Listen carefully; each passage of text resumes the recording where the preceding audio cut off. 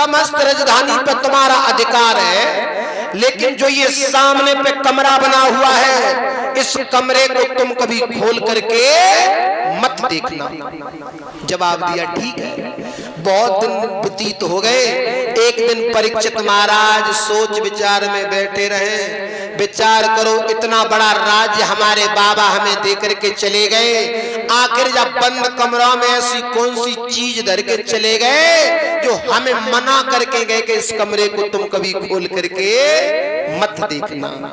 अब महाराज रुका नहीं गया परीक्षित पे, और अब देखो वह कमरा को खोलने के लिए तैयार हुए। कैसे?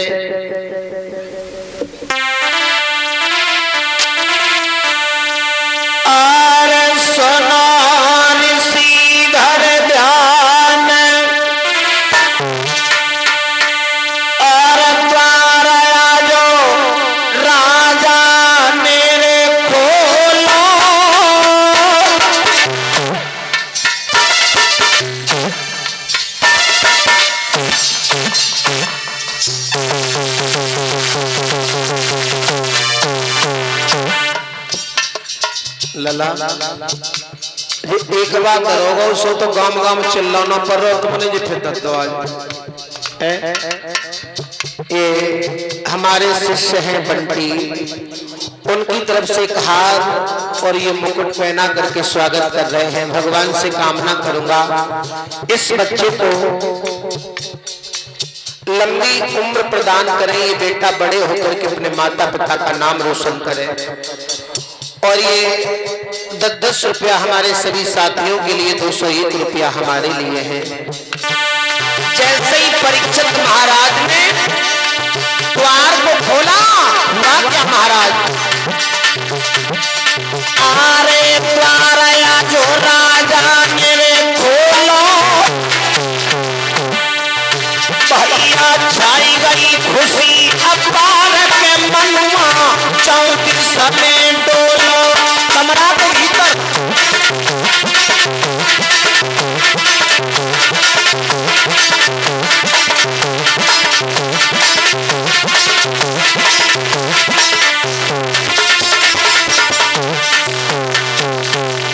जैसे ही उस कमरे को खोला, हुआ क्या महाराज? अरे देख रहे भीतर को नक्शा। अब परीक्षित महाराज व कमरा के भीतर देख रहे हैं कि कैसा कमरा बना हुआ है। अरे देख रहे भीतर को नक्शा, भैया पा कमरा के पीछे धरो एक लकड़ी को बक्सा। अब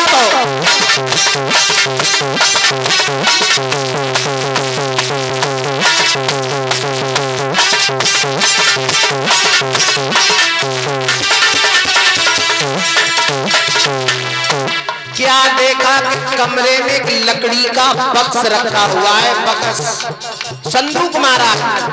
और जैसे ही संदूक के पास में पहुंचे, लेकिन हुआ क्या?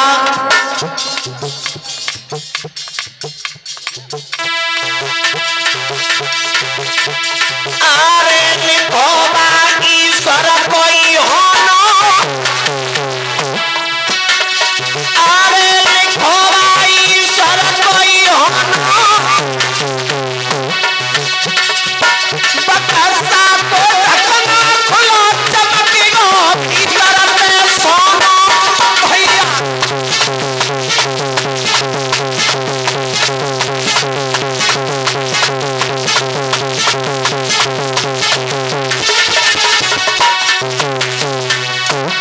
जैसे ही ढकने को उसके खोला, तो क्या देखा कि उसके भीतर एक सोने का मुकुट रखा है महाराज। मुकुट, विचार करो, देखो सोने जैसी चीज को मना करके चले गए हमारे बाबा, और क्या किया?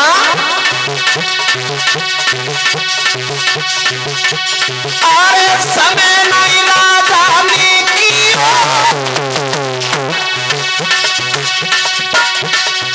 और अल्लाह के मुकुट को राजा पहन लियो। भैया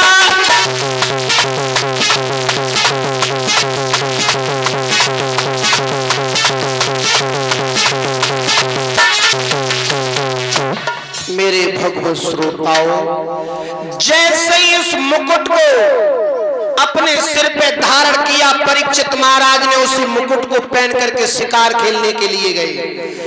उसी समय पूछा कि महाराज एक बात बताओ, मुकुट